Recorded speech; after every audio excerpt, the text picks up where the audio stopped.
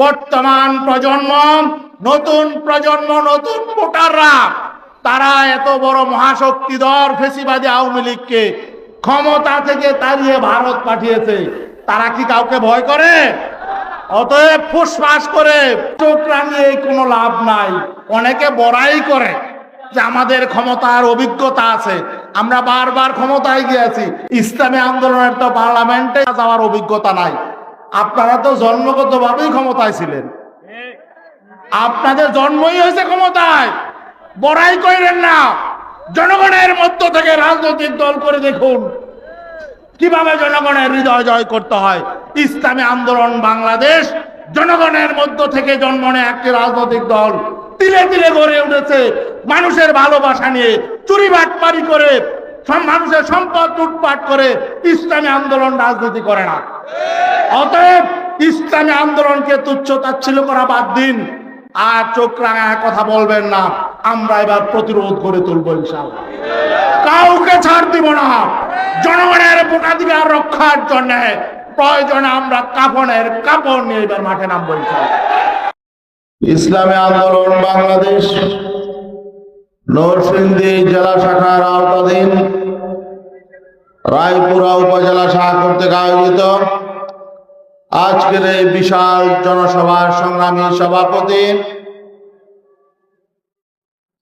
উপস্থিত ইসলামী আন্দোলন বাংলাদেশের প্রেসিডিয়ামের অন্যতম সদস্য অধ্যাপক মাহবুবুর রহমান সহ কেন্দ্রীয় নেতৃবৃন্দ, রায়পুরার কৃতি সন্তান, বাংলাদেশের যুব সমাজের আইডল হাফেজ মাওলানা বদরুজ্জামান, উপস্থিত ওলামায়ে কেরাম, অন্যান্য বন্ধু প্রতিম সংগঠনের নেতৃবৃন্দ, আমার রায়পুরার সংগ্রামী ভাইরা, আজকে আমরা এখানে স্বাধীনভাবে মুক্ত পরিবেশে যাদের ত্যাগের বিনিময়ে, যাদের রক্তের বিনিময়ে আজকে কথা বলতে পারছি, রাজনৈতিক কর্মসূচি পালন করতে পারছি, 24-এ সেই বীর যোদ্ধাদের প্রতি গভীর শ্রদ্ধা জানাচ্ছি, যারা জীবন দিয়ে আমাদেরকে ফেসিবাদের কবল থেকে মুক্ত করেছেন। তাদের কথা স্মরণ করছি। সংগ্রামী বন্ধুগণ, গত বছরের 5 আগস্টের পর আমরা ভেবেছিলাম হয়তো দেশ মুক্ত হয়ে গেছে। আমরা ভেবেছিলাম এখন দেশে শান্তির পরিবেশ বিরাজ করবে, সকল মানুষ শান্তি পাবে, নৈরাজ্য হবে না, চুরি হবে না, ডাকাতি হবে না, ছিনতাই হবে না, চাঁদাবাজি হবে না, মারামারি হবে না, খুনাখুনি হবে না, এবং যদিও হয় আগের চেয়ে কম হবে। ঠিক না? কিন্তু আমরা কি দেখছি? 5 আগস্টের পর আমরা ভেবেছিলাম হয়তো রাজনৈতিক দলগুলোর চরিত্র পরিবর্তন হয়েছে, কিন্তু আমরা কি দেখলাম?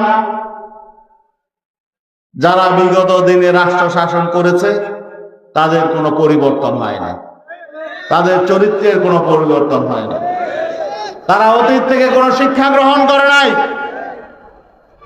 আজকে জুলাই বিপ্লবে যে তরুণ ছাত্র সমাজ দেয়ালে লিখেছিল রাষ্ট্র সংস্কার চাই, রাষ্ট্র মেরামত চাই, আজকে একটি পক্ষ সেই রাষ্ট্র সংস্কার করতে দিচ্ছে না। রাষ্ট্র মেরামত হোক, রাষ্ট্র সঠিকভাবে চলুক, এটা একটি পক্ষ দিচ্ছে না। কারা দিচ্ছে না? আজকে আমরা দেখছি 5 আগস্টের পর রাজনৈতিক শক্তিগুলো 2 ভাগে বিভক্ত হয়ে গেছে। একটি পক্ষ নতুন রাজনৈতিক বন্দোবস্ত চায়, নতুন দেশ চায়, রাষ্ট্র মেরামত চায়, রাষ্ট্র সংস্কার চায়, রাষ্ট্রের সাংবিধানিক প্রতিষ্ঠানগুলো যাতে সঠিকভাবে কাজ করতে পারে এমন সংস্কার চায়। একটি পক্ষ অতীতের যে নির্বাচন, যেন তেন নির্বাচন, প্রহসনের নির্বাচনের বিরুদ্ধে অবস্থান নিয়েছে। সঠিক নির্বাচন চায়, জনগণের মতের সঠিক প্রতিফলন চায়। আরেকটি পক্ষ আছে, তারা কিছুই পরিবর্তন চায় না। তারা আবার আওয়ামী লীগের মতো, ফেসিবাদী শক্তির মতো ৭২-এর সংবিধানের দোহাই দেয়। তারা নতুন রাষ্ট্র চায় না, সংস্কার চায় না, নতুন নির্বাচন ব্যবস্থা চায় না, নতুন রাজনৈতিক ব্যবস্থা চায় না, নতুন বন্দোবস্ত চায় না। ঠিক না? আপনারা কি চান রাষ্ট্রটা আবার আগের মতো চলুক? বিগত ৫৪ বছর যে ধ্বংসের রাজনীতি চলেছে, যে প্রতিহিংসার রাজনীতি চলেছে, যে জিজ্ঞাসার রাজনীতি চলেছে, যে লুটপাটের রাজনীতি চলেছে, যে খুনের রাজনীতি চলেছে, আপনারা কি চান তা আবার সামনে চলুক? অতএব কোন দলের নাম নেওয়া প্রয়োজন নেই, পার্থক্য সবার কাছে পরিষ্কার। যারা পুরাতন রাজনীতি চায়, পুরাতন সংবিধান চায়, পুরাতন কালচার চায়, তারা একটা পক্ষ। আর যারা মানুষের অধিকার চায়, নতুন বাংলাদেশ চায়, রাষ্ট্র সংস্কার চায়, নতুন রাজনৈতিক কালচার চায়, তারা একটা পক্ষ। কারা পুরাতন কালচার চায়? ৫ই আগস্টের পর ওই পর্যন্ত যারা নিজেদের দলের ২০০ মানুষ খুন করে ফেলেছে, নিজেরা মারামারি করে, তারা আসলে অতীত থেকে কোনো শিক্ষা নেয় না। ঠিক না? এই রায়পুরায় এখানেও দেখবেন কোন কোন দলের মধ্যে ৩টা-৪টা গ্রুপ। ঠিক না? তারা আবার নিজেরাও মারামারি করে। যারা নিজেরা নিজেদের ঐক্য সংহতি রক্ষা করতে পারে না, তারা কি করে জাতীয় ঐক্য সংহতি প্রতিষ্ঠা করবে?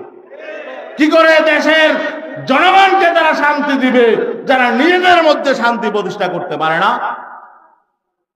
এই জন্যই পীর সাহেব চরমনাই পরিবর্তনের স্লোগান নিয়ে, সংস্কারের স্লোগান নিয়ে, মানুষের অধিকার বাস্তবায়নের স্লোগান নিয়ে ঐক্যের ডাক দিয়েছেন। ঐক্যবদ্ধ হবে কারা? ঐক্যবদ্ধ হবে দেশপ্রেমিক শক্তিরা। আগামী নির্বাচনে দেশপ্রেমিক শক্তির লড়াই হবে ক্ষমতা প্রেমিকদের সঙ্গে। এক শ্রেণী আছে ক্ষমতা প্রেমিক, আর এক শ্রেণী আছে দেশপ্রেমিক। ঠিক না? আমরা দেশপ্রেমিক না ক্ষমতা প্রেমিক? এই দেশপ্রেমিক শক্তিকে আগামী নির্বাচনে লড়াই করতে হবে দেশ বিরোধী ক্ষমতা প্রেমিক শক্তির সাথে। গতকালকে পরশুদিন দেখলাম জাতীয় পার্টিকে আপনারা চিনেন? এরা কারা? হ্যাঁ, এরা নিজেরাও হলো ফেসিবাদের দোসর। এটা কোনো রাজনৈতিক দল না, এটা হলো ভারতীয় এজেন্ট। ঠিক না? ভারতীয় এজেন্ডা বাস্তবায়নের জন্য এই দলটা জন্ম নিয়েছে। জন্ম থেকে আজ পর্যন্ত এরা কোনো গঠনমূলক রাজনীতি করে নাই। তারা দেশের বিরুদ্ধে ষড়যন্ত্র চক্রান্ত করেছে। এখন দেখলাম জাতীয় পার্টির মহাসচিব শামীম হায়দার পাটোয়ারি তিনি বলছেন যে জাতীয় পার্টিকে রক্ষা করার দায়িত্ব এখন বিএনপি। আপনার কথা বুঝেছেন, শুনেছেন, জানেন যে জাতীয় পার্টিকে রক্ষা করার দায়িত্ব এখন কার? বিএনপি। তার মানে কি? তার মানে জাতীয় পার্টিও বুঝে গেছে যে আসলে চোর, বাটপার, ধাপ্পাবাজ এবং এজেন্টদেরকে কারা রক্ষা করতে পারে। আপনারা সতর্ক থাকবেন। এখানে অনেক সচেতন মানুষ আছেন, অনেক শিক্ষিত মানুষ আছেন। আমাদের দেশটাকে রক্ষা করতে হবে। অতীতে যারা ক্ষমতায় গিয়ে দেশ ধ্বংস করেছে, অতীতে যারা ক্ষমতায় গিয়ে দেশ লুটপাট করেছে, দেশকে দুর্নীতিতে চ্যাম্পিয়ন করেছে, তাদেরকে আমরা নতুন করে আবার দেশ ধ্বংসের দায়িত্ব দিতে পারি না। ঠিক না ভাই? অনেকে অতীতে ৩বার ৪বার ক্ষমতায় ছিল, তাদের নতুন কিছু বলার আছে? নাই। তারা কি বলতে পারে, তারা কি করতে পারে, তাদের রাজনীতি কি, তাদের অর্থনীতি কি, এটা আমরা দেখেছি, দেশবাসী দেখেছে। এদেরকে আমরা আবার নতুন ভাবে পরীক্ষা করতে চাই না। ঠিক না ভাই? জনগণ ঐক্যবদ্ধ হচ্ছে এবং এবার জনগণ ইসলামী শক্তিকে ক্ষমতায় নেবে ইনশাআল্লাহ। ইসলামী শক্তি সকলের জন্য নিরাপদ, সকল দলের জন্য নিরাপদ, সকল ধর্মের জন্য নিরাপদ, বাংলাদেশের জন্য নিরাপদ। আজকে এই আসনে, এই রায়পুরা আসনে বাংলাদেশের একজন উজ্জ্বল নক্ষত্র, তারুণ্যের আইডল, আপনাদের এলাকার গর্ব হাফেজ মাওলানা বদরুজ্জামানকে পীর সাহেব হুজুর হাত টাকা প্রতীকে মনোনয়ন দিয়েছেন। বদরুজ্জামান ভালো না খারাপ? এর চেয়ে ভালো কেউ যদি এখানে নির্বাচনে দাঁড়ায়, আপনার বলবো না বদরুজ্জামানকে ভোট দিতে। যদি বদরুজ্জামান সব দিক থেকে ভালো হয়, নীতিবান হয়, উদ্যমী হয়, পরিশ্রমী হয়, তাহলে কি বদরুজ্জামানের পক্ষে আপনারা থাকবেন না ইনশাআল্লাহ? আর বদরুজ্জামান তো বদরুজ্জামান না, সে তো ইসলামের পক্ষে, দেশপ্রেমিক শক্তির পক্ষে সে একটি প্রতীক। ঠিক না ভাই? অতএব আজকে যেভাবে গণমানুষ, বিভিন্ন শ্রেণী পেশার মানুষ আজকে আপনারা একত্রিত হয়েছেন, ঐক্যবদ্ধ হয়েছেন, আপনারা ভয় পাবেন না। অনেকে অনেক রকম ষড়যন্ত্র করবে, চক্রান্ত করবে, অনেকে চোখ গরম করবে, চোখ রাঙাবে, আপনারা ভয় পাবেন? আমরা তো জানি রায়পুরার মানুষ সাহসী, তাই না? আপনারা কাউকে ভয় পাবেন না। এবং বর্তমান প্রজন্ম, নতুন প্রজন্ম, নতুন ভোটাররা, তারা এত বড় মহাশক্তিধর ফেসিবাদী আওয়ামী লীগকে ক্ষমতা থেকে তাড়িয়ে ভারত পাঠিয়েছে, তারা কি কাউকে ভয় করে? অতএব ফুসফাস করে চোখ রাঙিয়ে কোনো লাভ নাই। অনেকে বড়াই করে যে আমাদের ক্ষমতার অভিজ্ঞতা আছে, আমরা বারবার ক্ষমতায় গিয়েছি। ইসলামী আন্দোলনের তো পার্লামেন্টে যাওয়ার অভিজ্ঞতা নাই। আপনারা তো জন্মগতভাবেই ক্ষমতায় ছিলেন, আপনাদের জন্মই হয়েছে ক্ষমতায়। বড়াই করেন না, জনগণের মধ্য থেকে রাজনৈতিক দল করে দেখুন কিভাবে জনগণের হৃদয় জয় করতে হয়। ইসলামী আন্দোলন বাংলাদেশ জনগণের মধ্য থেকে জন্ম নেয় একটি রাজনৈতিক দল, তিলে তিলে গড়ে উঠেছে মানুষের ভালোবাসা নিয়ে, চুরি বাটপারি করে, মানুষের সম্পদ লুটপাট করে ইসলামী আন্দোলন রাজনীতি করে না। অতএব ইসলামী আন্দোলনকে তুচ্ছ তাচ্ছিল্য করা বাদ দিন, আর চোখ রাঙায় কথা বলবেন না। আমরা এবার প্রতিরোধ করে তুলবো ইনশাআল্লাহ, কাউকে ছাড় দিব না।